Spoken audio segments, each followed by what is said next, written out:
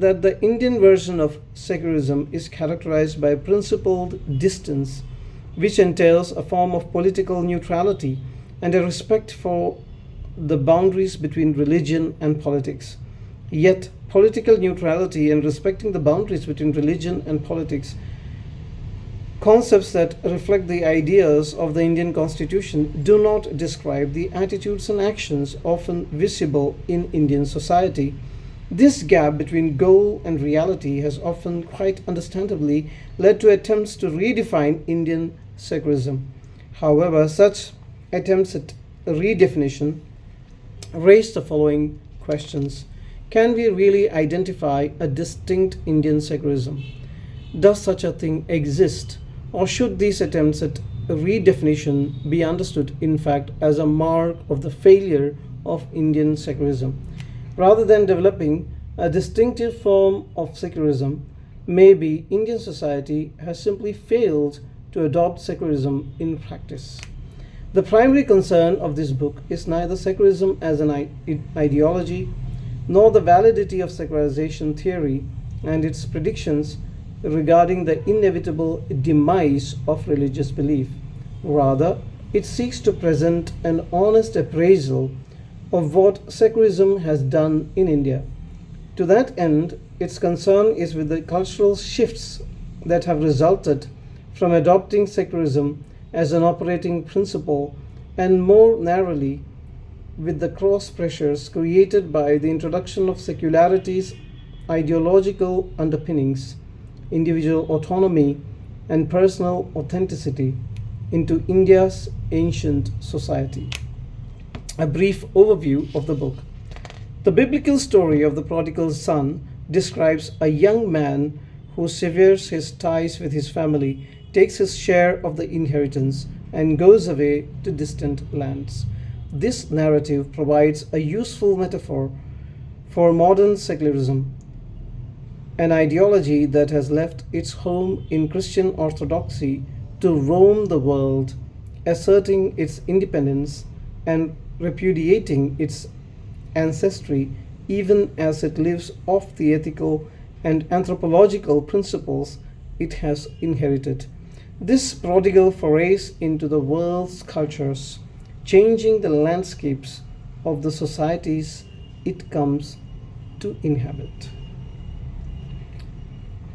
So, Dr. Varughese considers secularism as an offshoot, as a product of Christianity, and secularism is like a prodigal child of Christianity. They assume Christian values, they take these values for granted, they use these values, and still they want to remain separate from Christianity. This is how secularity or secularism developed in the Western societies. And wherever it went, it left a mark. And it came to India too. And we are examining what effects it had when secularism impacted Indian minds and hearts. In India, the advent of the secular can be loosely identified with the adoption in 1949 of an explicitly secular constitution. However, whereas the biblical prodigal eventually returned home, the secular clearly intends to stay in India, where it has become a foster child of Hinduism. Now, he considers secularism as a foster child of Hinduism. This foster child is not always accepted and often remains a stranger within the new family. My thesis is that this complex, unsettled relationship describes the condition of secularity on the subcontinent, by which I mean the state of affairs that has resulted from the adoption of secularism in India, a condition characterized by cultural cross pressures that result in social instability and religious conflict instead of peaceful pluralism. The term secular, as it is used in this book, combines two distinct but inseparable aspects of the prodigal child narrative. First, as Christianity's child, secularism borrows from its parent an insistence on the value of the individual and a conception of the individual as a volitional self. For this reason, secularism in the Indian context is quasi-Christian. Second, as the rebellious prodigal, secularism in the West tends to define itself against Christianity, often becoming a kind of anti-religious religion which worships reason, skepticism, intellect, empirical proof, human autonomy, and self-determination. In the Indian context, this rebellious streak militates against Hindu orthodoxy. The secularization of Indian culture refers to the way individuals and communities have responded to both the Constitution's imposition of egalitarianism and secularism's tendency to disregard religious traditions, which often contravene it.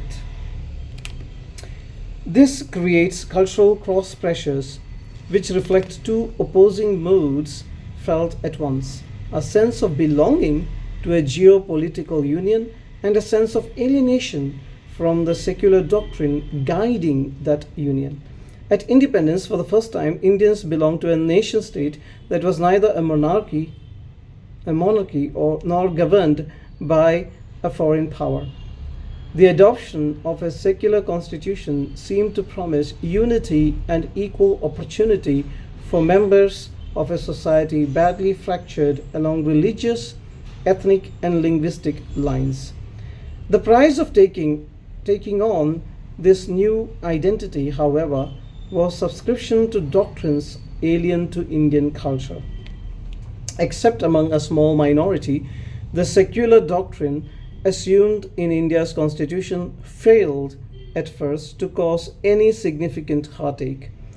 This is not because the doctrine was successfully internalized, but instead because few grasped what it really meant for the nation's cultural psyche. Cross pressures would build in later decades, though with more and more instances of conflict. As constitutional law was applied to specific situations, affirmative action extended to scheduled castes and scheduled tribes, penalties instituted for atrocities against the Dalits, and so on.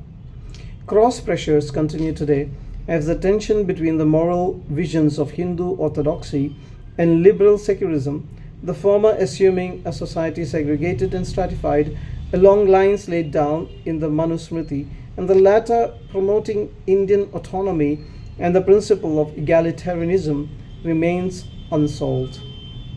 Orthodox Hindus are thus caught between the values taught by their religious tradition and those upheld by their political institutions, creating an internal tension between nostalgia for sacred religious practices which may be at odds with the constitution and a desire to reform Hinduism to conform to the constitution. This tension between secularism and Hindu orthodoxy is exacerbated by India's liberal elites, artists, writers, and academics, similar to the liberal left in the West, a minority that punches above its weight in terms of cultural influence. The ambition of these metro secularists to ground society in the principle of individual autonomy and the ethic of authenticity has provoked many conservative Indians to seek to strengthen community and tradition. The structure of the book. The following chapters will explore India's condition of secularity from several perspectives in order to analyze the cross pressures that secularism, the prodigal child of Western culture, has brought to Indian society. Chapter 1 and 2 analyze secularism, its adoption in India, and the disenchantment secularism has caused in the subcontinent, especially among upper caste Hindus. These opening chapters lay the foundation for the remaining ones, which focus primarily on the way India's condition of secularity is manifested in conflicts over conceptions of religious freedom. Committing neither to an essentialist or nor a relativist notion of the secular, Chapter 1 asks whether there is a distinct Indian secularism or whether secularism in India is better understood as a foster child of Hinduism. I argue for the latter. The secular, as a prodigal child of Christianity, presupposes beliefs foreign to Hinduism, resulting in a condition of secularity in India in which the dominant Hindu moral culture contradicts the ethos of the national constitution. If secularism, rather than being characterized by strict neutrality, presupposes certain doctrines, then conflicts within pluralistic societies like India can be expected not only despite secularism but also because of it. Using Charles Taylor as a point of reference, Chapter 1 describes secularism's nature and development as that of a prodigal child that has rejected its parent Christianity and yet relies on an ethical and anthropological inheritance to survive, while Christianity has theological resources to cope with this familial alienation. Hinduism in India has up to this point been unable to offer adherents analogous ways of reconciling themselves to secularism. The rest of the things you can read if you buy this book. You just have to pay 995 rupees. I've given you a very good, very healthy introduction, I believe. Hinduism has been unable to offer adherents analogous ways of reconciling themselves to secularism. Now, this is the point of contention that the book would discuss in the chapters ahead, like what happened when Hinduism interacted with this prodigal child of Christianity. Secularism, of course, has foreign origin. So it is good for people who are from the BJP also to understand, like, where does this secularism come from and what impact did it have upon Hindu orthodoxy and our mindset as a nation, and what are the responses to it. Now where do we stand as a result of 70 to 80 years of secularism? And eventually the book concludes with this understanding that Christian converts have integrated their faith with Hindu practices and have adopted hybrid lifestyle, and this may provide a unique response to the tensions and challenges posed by secularism. So secularism is posing some challenges to religious people in our country. They may be Hindus, Christians, or Muslims, and everybody is trying to conform to the values of secularism, because we think that because the constitution is based on secular understanding, our religions and our way of life needs to in some way conform to it. And it has produced many tensions. How do we resolve these tensions? Now, as far as Christian converts are concerned, their unique problem is with respect to religious conversion.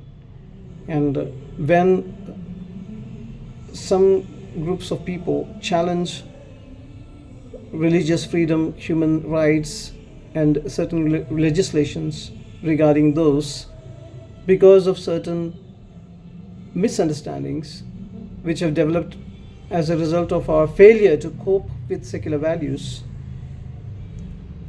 Christian converts have found a way, and the way is called a hybrid lifestyle. And in this hybrid lifestyle, they integrate their faith with Hindu practices. So a kind of Hindu Christianity, Christian faith, or Hindu practices, or Hindu culture, Christian faith. So it would be great if you can purchase this book and read it. I cannot read more than this, I believe, because Dr. Varughese may not appreciate that.